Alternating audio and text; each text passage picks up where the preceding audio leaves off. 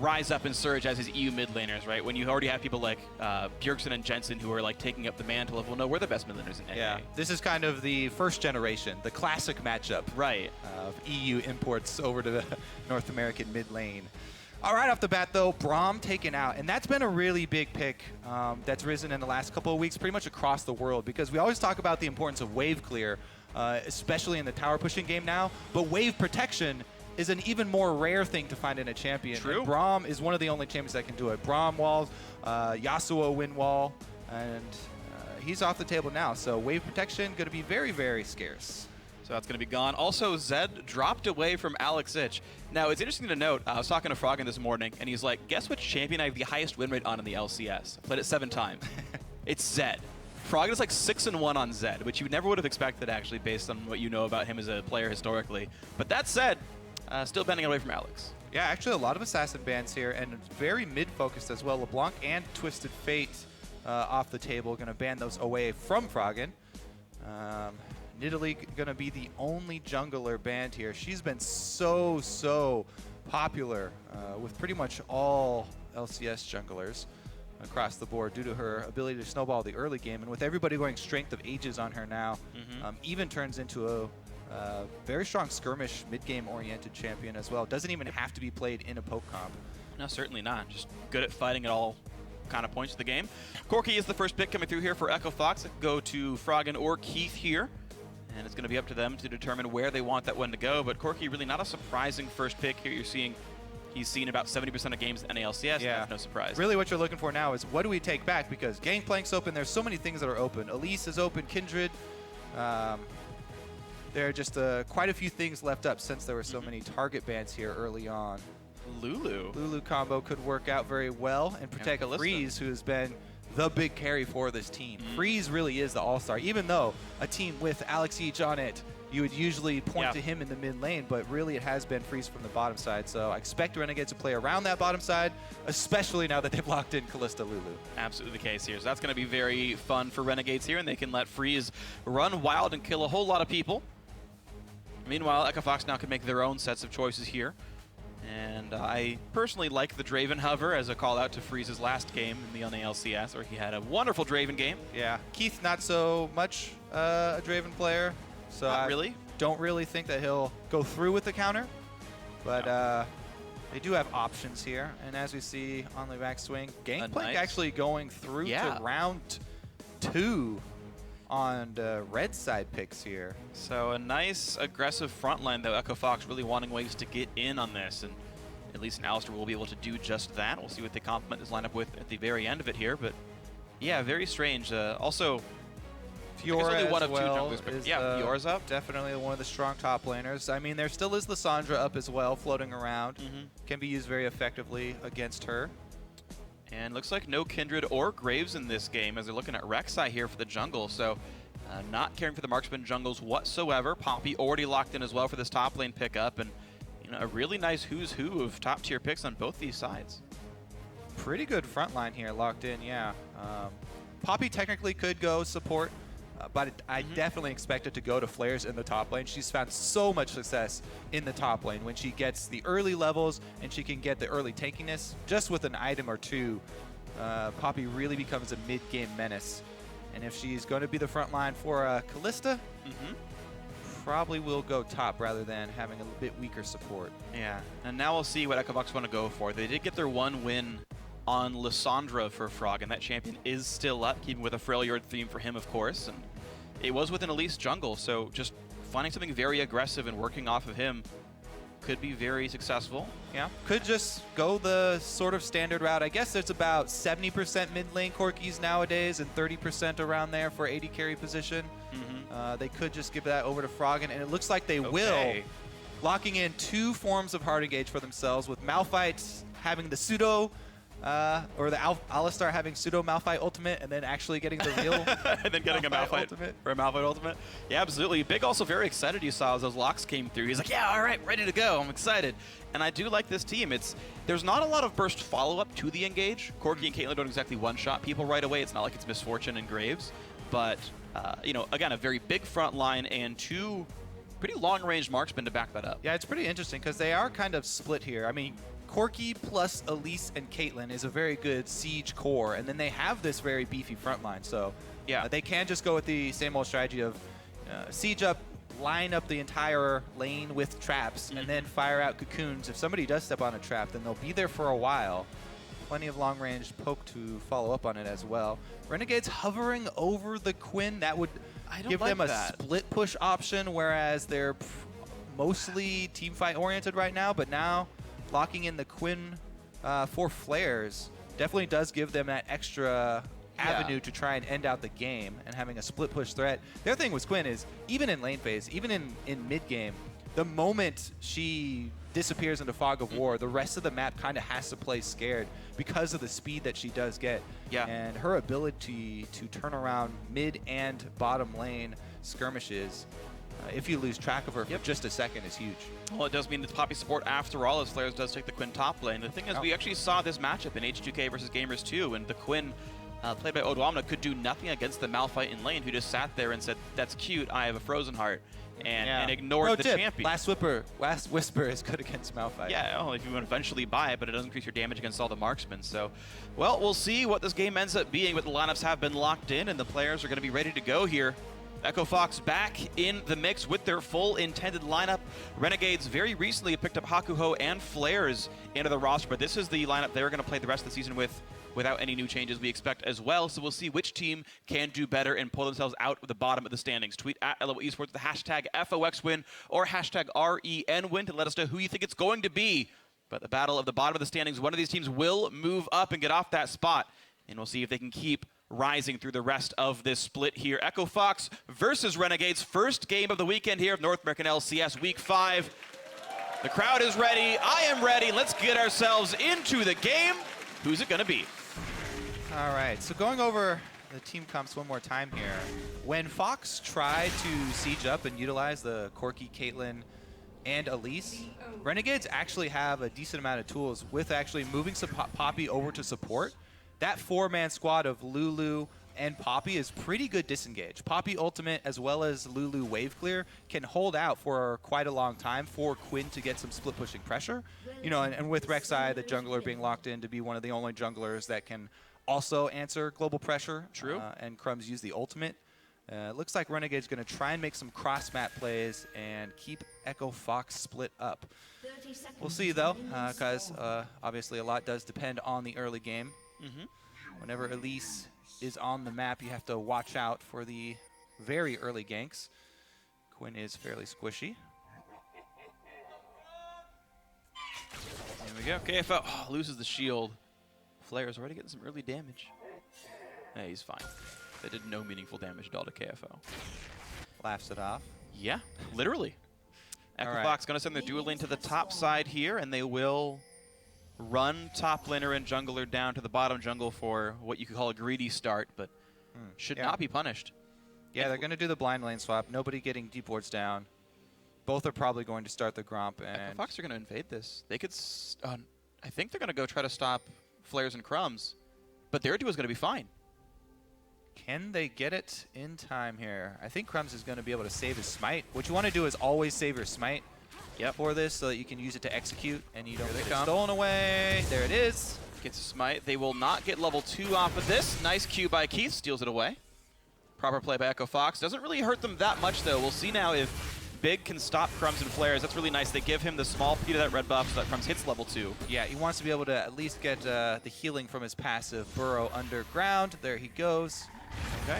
They run them off red, but that's only going to delay them a little bit. Just send Quinn down to continue the push for the lane swap, and it should pretty much even out to equal here. But look at Hakuho. He's late to the party. Big has already messed with the jungle. They've already taken 2 camps from this part of the map, and Hakuho's like, oh, yeah, they're gone, guys. They've already taken red buff. Whereas Crumbzz was prevented from getting red for a very long time. All right, so a couple steps ahead here for Echo Fox. We'll see if that translates into any meaningful damage on the turret trade, because both of them are going to go for the third wave. You see a nice smattering of keystones. 3 of them, 3 Thunderlords for Renegades. Beautiful diversity there, freak. But there's 5 different ones on Echo Fox, okay? Windspeaker's Alistar, definitely superior to Bond of Stone. For those who play Alistar, please make that choice. The most common. And Fervor is almost the go-to for every marksman not named Corki. Definitely agree. Thunderlord's still an option, but pretty much everyone preferring it. So Echo Fox actually are going to be a bit quicker on the turret take. Let's see what they decide to do with this. Because as of right now, Alistar is moving up the lane to try and catch it and bunch it up. Ooh. Nope, Yeah, he's getting a bunch of trinkets just getting down. the first early ward down. But just make sure, and look at this, the red buff. Echo Fox actually 3 buff in a lane swap. I don't remember the last time I've ever seen that. So it's not a huge deal. Right? Yeah, exactly. They do get the buff. The small ones are half the experience and gold, so or just the experience. So it's not that huge of a takeaway, but just feels good. Solo gold is going over to the top laners, and KFO is able to bunch them up and have them focus that melee, so it'll push back against him. Keep track of that experience between him and Flaresz. Looks like he's going to have a pretty sizable advantage, maybe half a level on Flaresz once Flaresz does arrive to this lane, since they're swapping back to even here as Echo Fox in their duo bottom. This could be interesting to watch this. They're not going to be fighting just yet as Crumbzz waits around, but Flaresz will be able to walk back into lane with potions and an extra item. If KFO wants to ever buy, I think he would have to use TP to get back into lane without missing a bunch of waves. I definitely want to check back in on that bottom lane play, because Crumbzz has been sitting there a while. Very patient move from Renegades, and they're going to try and cut off the long lane here with no turret. However, Hard is in the area, and all of Crumbz's patience. And he knows that was Crumbz's trinket ward. You click on it, you look at who pressed it. Every player should do that, and he knows, yep, Crumbzz was bottom jungle. And of course, they saw Hakuho on the tri-brush ward, so they're going to stay safe. You can see Hard running around, making sure that nothing's going wrong here. And yeah, really but now he's kind of waiting around. Yeah, and he got spotted by a ward. I guess he's waiting for a counter gank here, but he had a 1-camp lead on Crumbzz because Crumbzz was trying to set up that play and waited around for so long. But the 1-camp lead is gone now. Crumbzz has returned to farming, and Hard just showing in lane. Gets really nothing done down there. This side of the map is completely empty of camps as well. He will try and pressure at the turret here, it looks like, so maybe he'll be able to freeze some CS. But other than that, the lead pretty much goes to waste. And Hard actually, the last 30 seconds or so, kind of thrown out the window. Crumbzz catches right back up.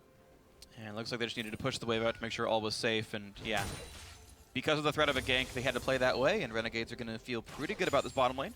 Right now, total gold is equal. Total gold is 8.6, 8.7 each right here. We're seeing KFO and Flaresz do battle in the top lane, and due to the prior freeze, KFO is temporarily ahead, but Flaresz is now manicuring this wave pretty well, and it will push back towards him.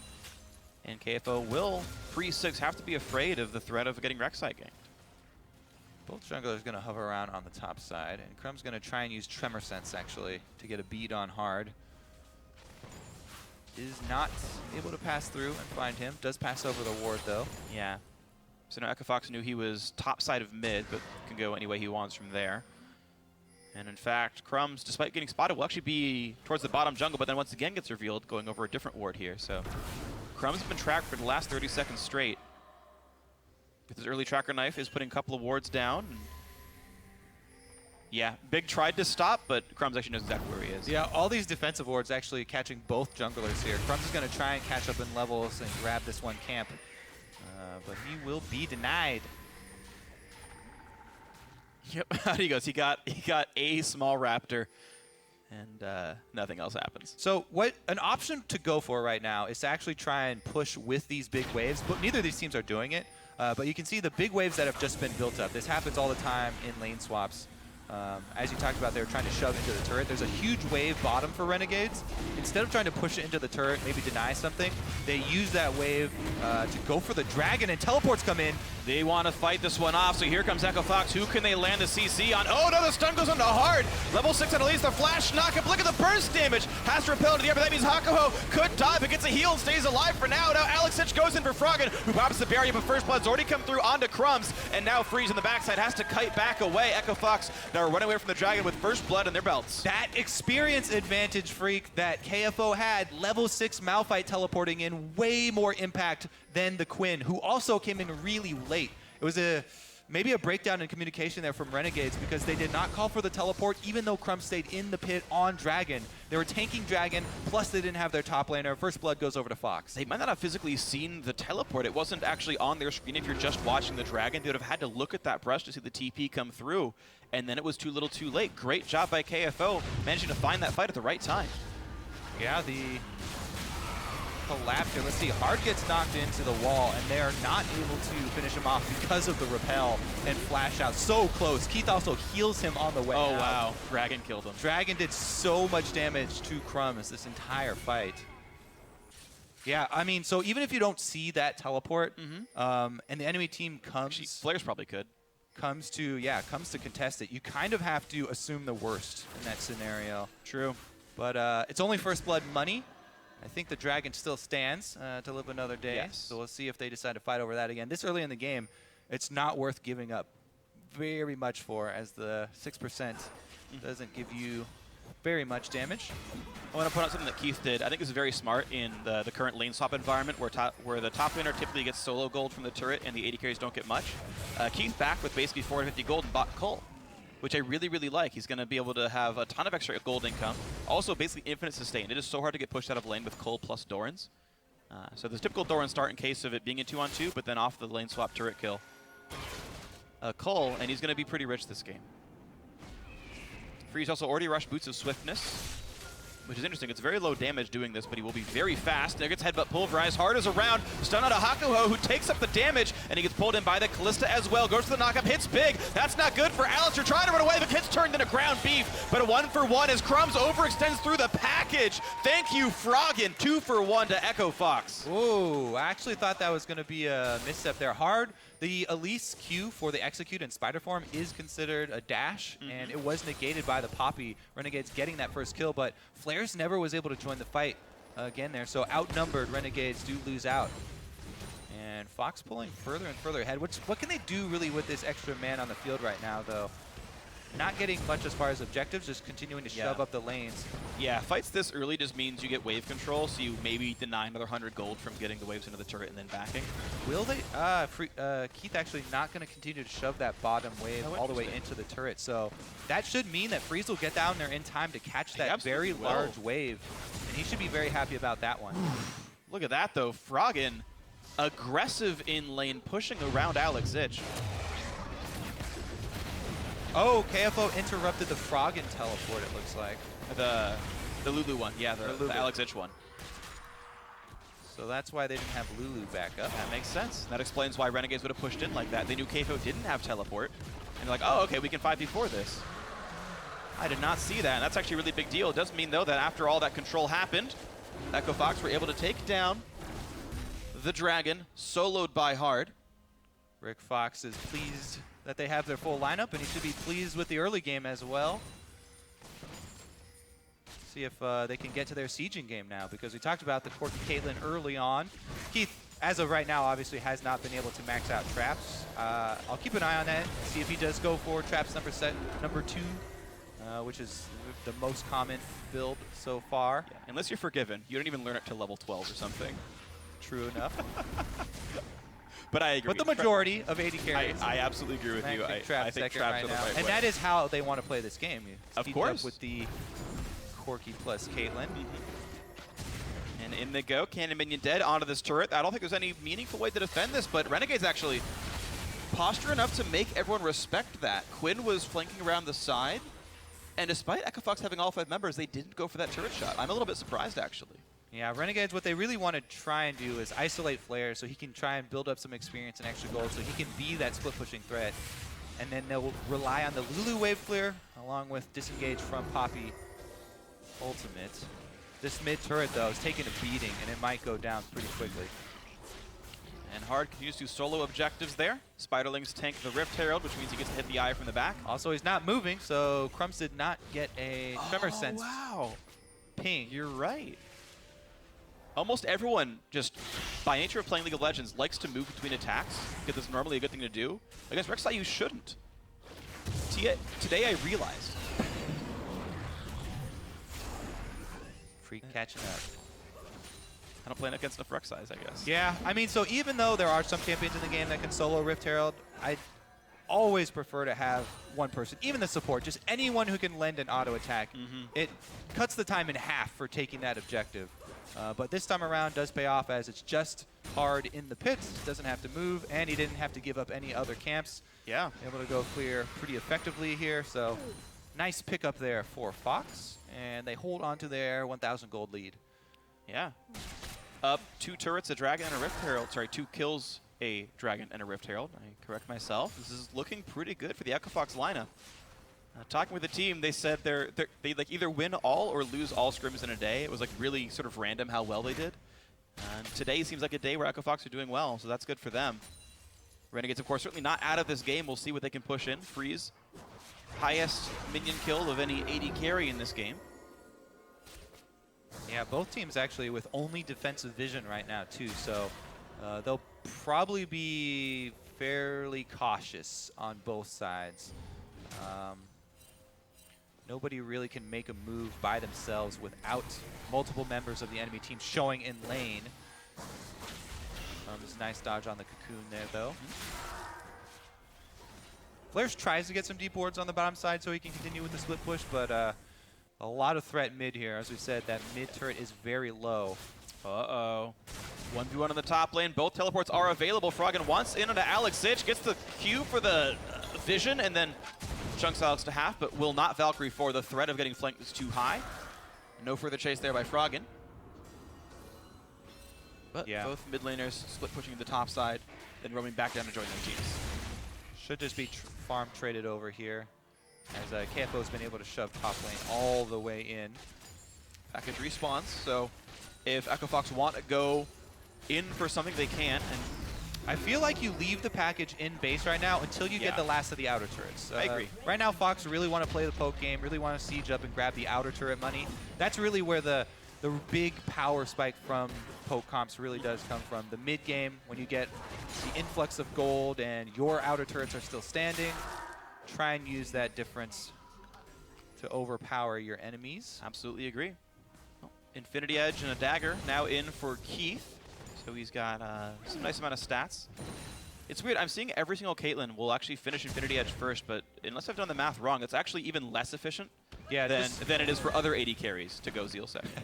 Like, so would you rather go BF Sword into Zeal or BF Sword plus Pickaxe into Zeal? I think it's kind of whatever you can afford. I don't think there's like a specifically one is always better. It's more just Eye Edge is inefficient without a Zeal. Yeah, the combined cost is really where that comes from. And yeah, crit damage actually has a weaker than average scaling on Caitlyn because it has diminished value for its headshot scaling. So it's actually even worse than a Brawler's Glove. Well, he does have the flat damage for getting single shots on the turret and then backing up if he just wants to take pot shots on this bottom one. Well, even with that, Eye Edge no longer gives you bonus attack damage on combine. It's the same AD as BF Sword Pickaxe. True, yeah.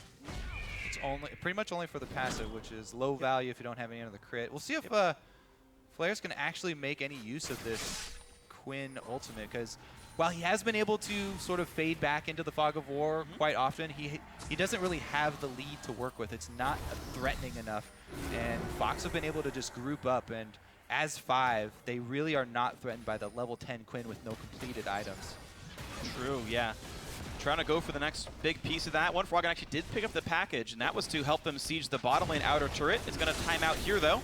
Good choice here by Renegades to trade mid turret for bottom turret, because they will not be able to defend that outer one by themselves. And they're actually going to try and trade 2 here, just leaving Alex there for maybe 1 wave clear. Alex can't even get close enough to Glitter Lance, though. That's too dangerous even for a Lulu. It's going to be an equal trade of turrets, and honestly, I got to say it's a decent thing for Renegades, to be honest, getting tier 1 and tier 2 in different lanes there. KFO was actually sitting in top lane for most of that. That's where it stops, though. Can KFO stop these backs long enough? Oh, he can. He can. Got vision. He's okay. Only a couple went back and 2 went to go defend. 4 people knocked down the inhib turret. Nicely done by Echo Fox, KFO. He doesn't even lose his life for it, or a summoner spell, or the ultimate. And the trade definitely coming out on the losing end here for Renegades. Now this is a little bit risky though, because most of Renegades backed and got to buy items. Echo Fox are staying on the map with a lot of gold in pockets. And they're trying to get package has timed out now, so they don't have that huge advantage. Over 1,000 gold per person on Echo Fox. Some are at 1,800 or more.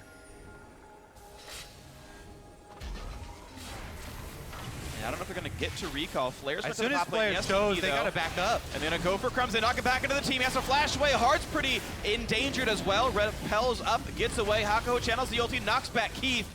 No bot lane AD carry for Echo Fox for a few more seconds. That means that Dragon is started. Flaresz has to flash away from Froggen, but Dragon's still being hit right now. That's going to be some unnecessary damage here for Renegades, though. They have to back up now. Flaresz lost all pressure. He teleported in, just got chunked and had to flash away. Also losing some minions up top, so Fox going to be able to get that Dragon, number 2, stacking up. Renegades have to give away complete control of the map as Flaresz walks top lane to catch the wave. Echo Fox realizes this, take the Dragon, walk away. Which is actually very good for Echo Fox, because sometimes they'll stall out towards the mid game here. Once you take all the outer turrets and they're unable to press in, if you have to deal with so much wave clear like Lulu and the Poppy disengaged. But now they'll be able to stack up these Dragons, and the neutral objectives also become an option for them. Pretty big tower lead as of right now, though. 2 extra for Fox. Okay, well, see what more they can get for themselves. Of course, they've knocked down the top outer turret that wasn't answered, and they got that inhib turret as part of the base trade. That's where that +2 comes from. About 3,000 ups. Got to feel pretty good for Echo Fox right here. And Sorkshoe's done on Corki. He's got, you know, all the mid-game power you could want right now on that champion. Yeah. So the Renegades are actually looking to try and turn around one of these sieges for themselves. See if they can get anyone into... They take so much poke damage every single time, though. Yeah. Flaresz is level 11 on the Quinn and has amassed a decent amount of CS for himself, completing Ghostblade now, so anyone without a bunch of armor, aka not Malphite or Elise, could be a possible target. They're so behind in experience, though. Yeah. I honestly find it very interesting that Flaresz went for Youmuu's as opposed to like Ma or something. If he's planning a split push against KFO, you'd get stats that would be good against Malphite, meaning % pen or magic resist. So it speaks to me that Flaresz wants to try to assassinate backline against his team, against Echo Fox. Him getting able to is going to be difficult. Maybe they could 2v1 though. That helps with assassinating. Fox, KFO does have his ultimate though, so he's fine. It does burn the ulti at least, so KFO not going to miss that cooldown and has not bought any cooldown reduction in his build. So could be a window that Renegades can work around. Hard actually has to hold the top lane right now, has to catch the split push here. In fact, Renegades are now in control of the map. They've pushed in most of the waves, and they are first to invade and get some wards into this jungle. Blue trinkets and sight stones in hand. Yeah, they're trying to use the extra mobility that they do have. They want in. They want in. Echo Fox don't realize that they're right across the wall. 3-man knockup. Turned back around by Big. And look at the damage. Hakuho's already gone. And Renegades wanted that fight. But Keith assassinated by Flaresz. Well done to the Renegades top laner. A 1-for-1. But now Renegades have to run away. Froggen real low. Pushes and pops the barrier. Dodges the glitter lance crucially. Flaresz got to worry right now. Hard's got extra move speed. Youmuu's popped the flash, the kill, and another team fight win, and another kill picked up. A 3-for-1 to Echo Fox. That's going to be some extra pressure for them. Their minion wave's actually not pushed up right now. And with Lulu still on the table, I feel like Renegades can defend their turrets. Dragon's down, and it's too early to go for Baron. So even though it is a big team fight victory there, doesn't look to be much in the aftermath. All right, so Kalista ultimate used early. Teleport does come in at the right time. But Freeze is going to heal, and then Freeze's hop right here is also going to dodge Big's flash pulverize. But look at that AoE damage. Crumbzz and Hakuho get annihilated as Froggen just dumps the artillery on top of them. Flaresz gets his assassination, and the flat armor pen does work on Keith, but the front line here, KFO with the Malphite and Hard with the extra move speed on Elise, are able to turn it around. That flash Q did not quite kill Crumbzz, but that follow-up. Yep. Sticking around a little bit too long there. Yeah. Crumbzz 0-3-1, honestly, as one of the 2 tanks in the team. Renegades are, of course, the tanks are dying most in team fights, unsurprisingly, but not having the best scoreline for himself here on Crumbzz. Echo Fox pushing right back in, packaged up for 30 more seconds here, and I expect that to get used, or at least the threat of it should keep Renegades honest. Malphite plus Corki package is actually, you know, decent team fight starter if you start getting ahead. Actually. Yeah. I mean, if you're Renegades, They want to try and use their, split pushing Quinn. Uh-oh. But here comes Froggen. Froggen. Bad for Flaresz. Does Froggen? Oh my god, look at the damage output. It's getting a bit closer though. Never mind, he's gone. Nope, not too close. Yeah, Flaresz ran out of offensive tools and just tried to run away. It wasn't going to happen. Well played by Froggen. The split push kill 2, 0, and 4. Yeah, that's the problem. You want to use your split pushing threats, but you're behind at this point, and Fox also have the ability to tower dive with Alistar starting it off and Malphite plus the package. So threatening. Free's going to try and catch the knock-up. Are going to buy a little bit of time with Repel. Walks right back down, though. I think he was spamming E and jumped right back down to the ground. Shut down kill, goes through to freeze. Good thing for Renegades. It is a pick for them. Kalista ultimate now quite a bit longer. Uh-oh. Big gets spotted. I don't know why he wanted a recall right there, but now it's in a really bad spot. Does not have flash, has nowhere to go. Easy kill to be picked up. Alex gets it, 2 for 0 to Renegades. All right, picking up kills across the map. That's definitely a good thing there for Renegades to try and get back in this. They really need to get vision while they have the extra man advantage, though. Whoa, they're starting the Desperate Baron here. I think it's a really good idea, honestly. You saw how far away people were right has now. ulti. And they have Froggen without package. They're down to 6,000 health. This is the fight that matters. Neither of the dead members have teleport. They have to walk to get back here. That'll take 15 seconds or more. Baron is not dying fast, though. No Kalista ult, remember. Just buying so much time, and there's not even Kalista hitting it. They walk away cleanly. Pink ward killed away.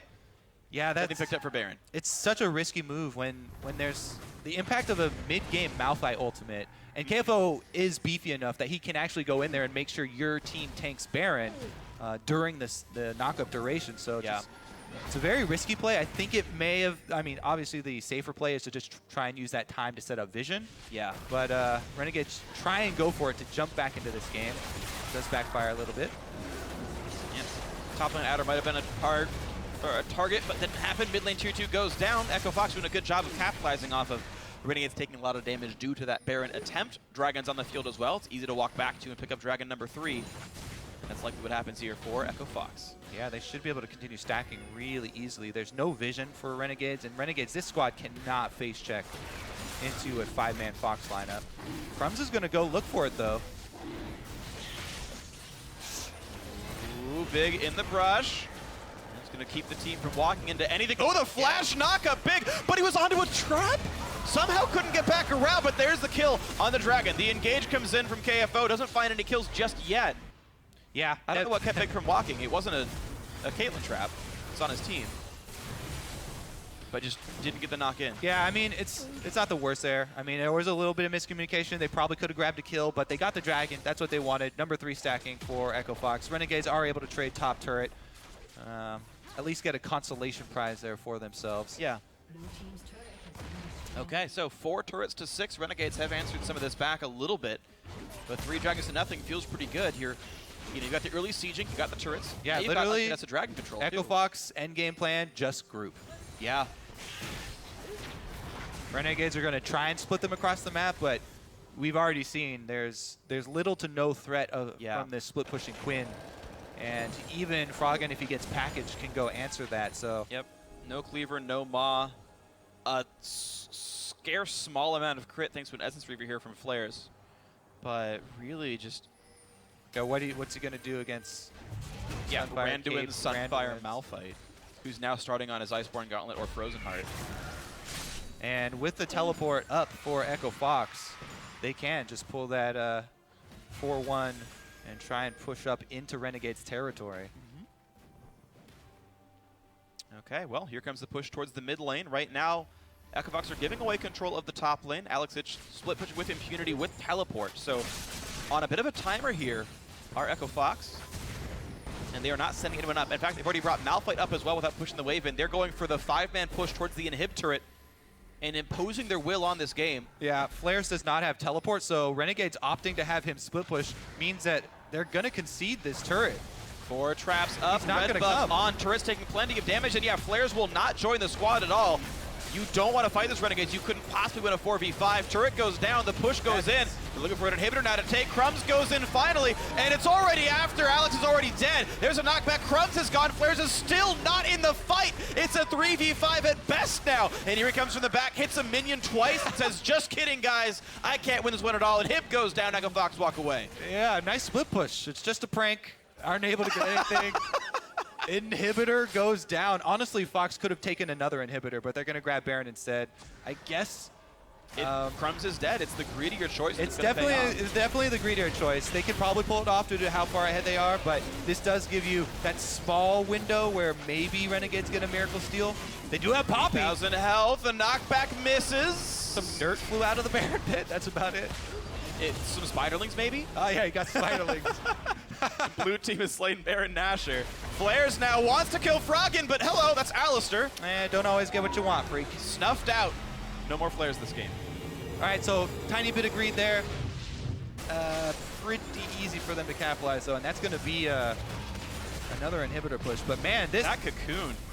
Honestly, when you're facing a team that has Alistar Malphite, they're begging to tower dive. And if you have a non-teleport split pusher down bottom, that is just opening the doors there for Fox. Honestly, it's hard to critique them just because there are very little options open to them. True. But that's not a good one. I mean, they picked a split pusher that can't beat Malphite.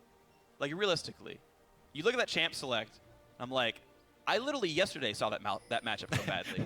Like, do you watch LCS? It's the better league. There's better players. Whoa, whoa, whoa, whoa, whoa, whoa. I just mean because of Worlds. Whoa. We have Froggen now. We're better now. I got this. Just kidding. Just kidding. NA's better, right, guys? Struggling with this one. Echo Fox pushing in, though. Under 30 minutes. Looking at their second inhibitor kill of this game. 6,000 gold up. Feeling real good about this lineup being together. How can you say that? Dressed as Abraham Lincoln, freak. All right, inhibitor number 2 goes down, though. Oh, no, Flaresz! Turn into a bird, quick! Get the bird to carry you. He just sent it out into the minion wave. Oh! Flashes, but it stops the channel. He's running. Hard catches up a little bit. All right, he's going to let him go. Yeah, he actually doesn't even turn into the bird. The bird just comes to help. It's true. Hops on top of its back. Yeah. Really big bird. It's like the Land Before Time or something. All right, this turret's going to go down. Predict. Let's take a keep track of this Baron power play, I guess, because that's fun to do. Oh yeah, this is a new thing. As they destroy the rest of the base. They've got 6 seconds left. Yeah, it's a little bit disingenuous because the game is in hand here for Echo Fox. Baron buff +2 inhibitors. Really, all you have to do at this point is wait. If you keep presence at the enemy base, minions will do so much work for you. Oh, jeez. Okay, Froggen will also do work for you. Yeah, Froggen's doing a lot of work, honestly. Okay, knockback onto 1. That's an Alistar gone. Got more than Spiderlings that time. Turret goes down. Flaresz hits a trap on his way in. 1 hit from Dead, has to run away. And a nice tackle there by Poppy. The knock-up onto Keith. And it's a lot of damage thanks to Crumbzz, but there's just not enough to be dealt. There's the rampage for Froggen. The knock-up from Big. 2 kills picked up. They're looking for 3 inhibs and maybe the game right now. Oh, no one actually blocks the shot, but that's going to be okay. All inhibs are dead. Flaresz can't do much else. Here comes the last push into the Nexus turrets. Turret number 1 going down. Plenty of fantasy points for Echo Fox team right here. 11 turrets, 3 dragons, a Baron, and now the push in for the win. They're gonna get it in 31 minutes and 20 seconds and change. Echo Fox get their second win against Renegades.